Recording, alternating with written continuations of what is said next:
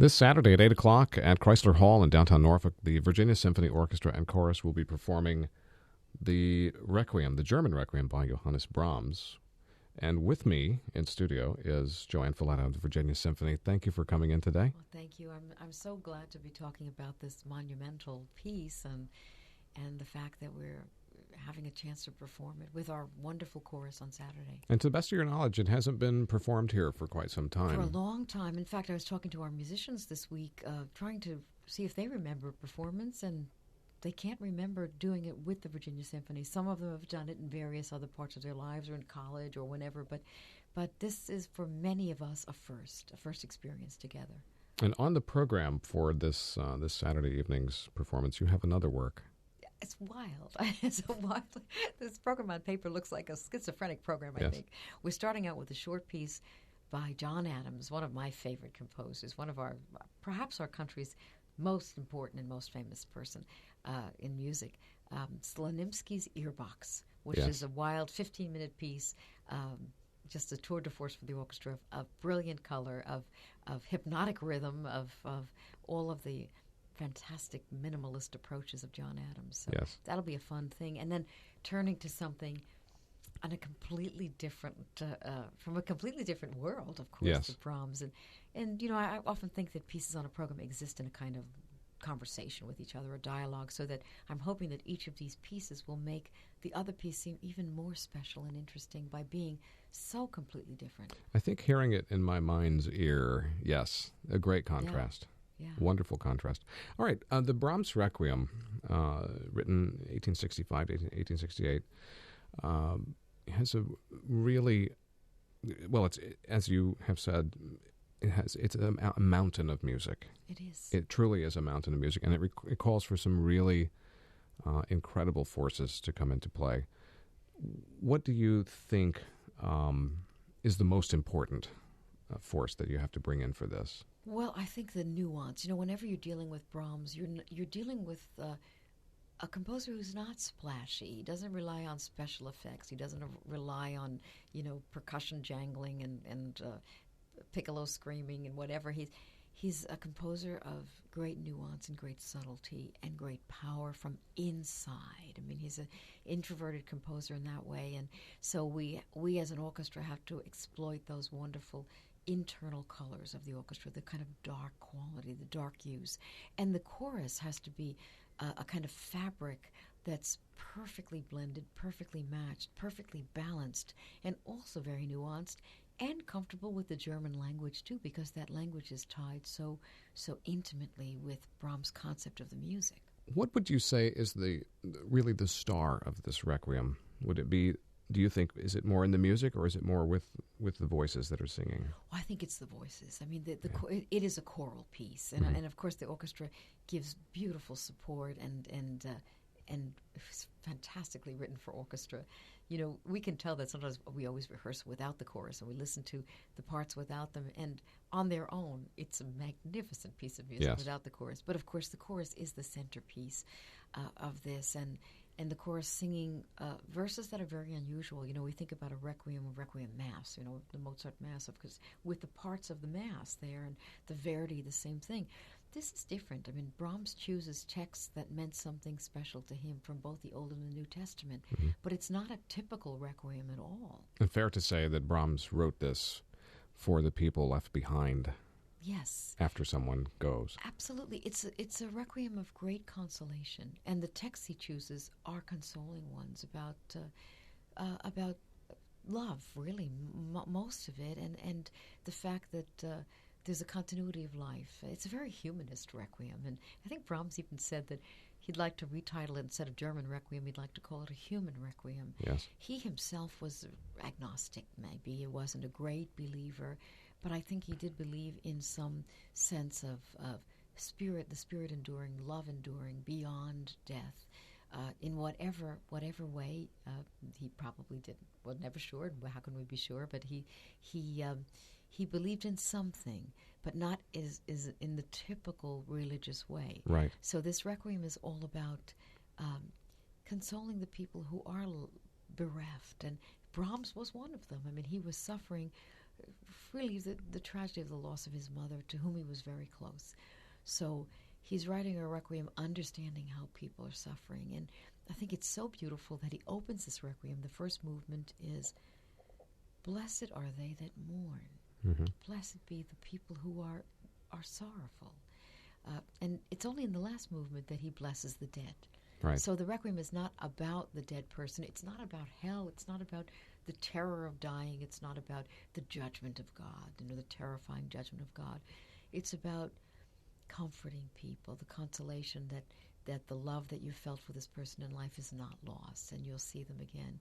One of the especially beautiful movements he wrote, the fifth movement he wrote after visiting his mother's grave. And the text is something, like paraphrasing a little bit, you feel sorrow now, but you will feel joy again, and you will be comforted the way a mother comforts her child. That was a beautiful reference to his mother nice. And his memories of his mother. So the requiem is like, in a way, a big hug. The way you might encounter someone who suffered a loss, and there's nothing to say. I mean, there are no words that make it better, but instinctively, we as human beings, we put our arms around each other and try and comfort each other with a touch that way. And that's the kind of sound this requiem has, as if Brahms is reaching out to us saying, "I understand." And you actually feel that in the opening of this requiem, which, it does have, I think, one of the most interesting openings of any of Brahms's works. It's very quiet. It's very quiet, yeah. But it's also very dark. But not dark in a spooky way. It's dark in a sense of almost like burnished wood or something. It has a kind of a smoky quality to it. That's a beautiful way to describe Brahms, because that's a sound that he loved. Mm-hmm. And he gets it to work in this opening movement by not using the violin section. And that's, of course, very unusual to have our violinist sitting there for a movement. But it does give you this kind of soulful, dark quality at the beginning that is very comforting. The violas and cellos are playing, and the sections are divided, so it's almost like we have two viola sections and two cello sections, and they're playing in close conjunction with each other in terms of the register, weaving lines around each other as if they're almost hugging each other and singing together in a way that it's not tragic. It's sorrowful in that we've lost someone, but so beautiful and so profound and so comforting in the long run. And it does have its dramatic moments. It's got some sections throughout the Requiem that are very, uplifting. Right. Inspirational. They are. And again, they don't deal so much with the terror of dying or God's judgment or the fires of hell. The dramatic moments are actually the one that I love the best is when the chorus is kind of challenging death or chiding death. It's, "Death, where is thy sting?" Mm-hmm. Where is the terror of the grave? No, because we go on. Life somehow has changed, but in a beautiful way. So there's nothing to fear. I think it's a requiem maybe without fear. So the big moments are not ones that rely on terror like the Verdi Requiem or the Mozart Requiem. They're moments that are glorious. They're glorious, and they're warm, and they're consoling. Yes. This work calls for a good-sized chorus. Yes. A very talented chorus. And orchestral players that can handle some beautiful coloring. Right. Because Brahms is known for, his great coloring. What do you think is the most important element as far as your performers go to pull this thing off? Well, I think a real understanding of the piece is necessary. Mm-hmm. I don't know how much the audience understands that psychologically we have to understand what we're playing. Yes. We have to understand where Brahms is coming from, what he meant, why is this different from other requiems. The singers have to understand that as well. So I think the kind of understanding of Brahms, and that understanding comes to us not only from this piece, but from having played all the Brahms symphonies, yes. His 2 overtures, his concertos. We know what Brahms was like. Do you think that's a good point? Do you think that that knowing where a composer has come from with a piece of music, it doesn't have to be a vocal work, do you think that knowledge is more important the further you span through the history of classical music? absolutely. I think it becomes more and more important. Not only Brahms, but Brahms's influences. I mean, what was important to him? I mean, he was a man who prized the past. And we hear that past in this music. I mean, we hear fugues. Yes.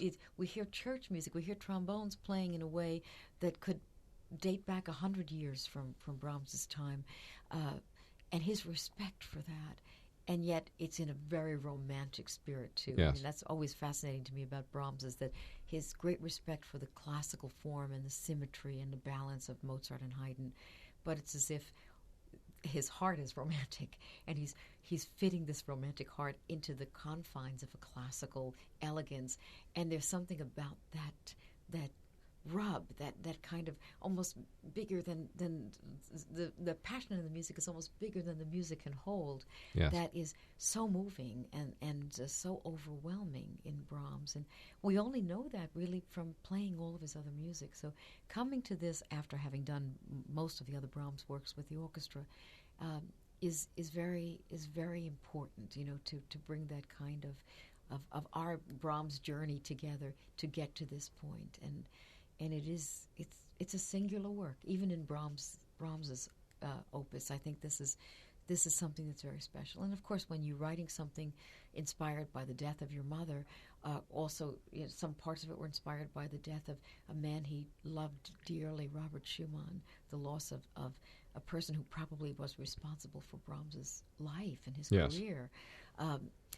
That says a lot. This is not a piece he composed easily. This is a deeply personal work for him. Exactly. And do you think, when you come to it, does the fact that it was so personal to him make it so that you feel like you have to interpret it all the much more personally? Absolutely, and I think we have to pay more attention to what he's telling us, because Brahms is actually, you know, opening up his soul to us in this. I mean, he's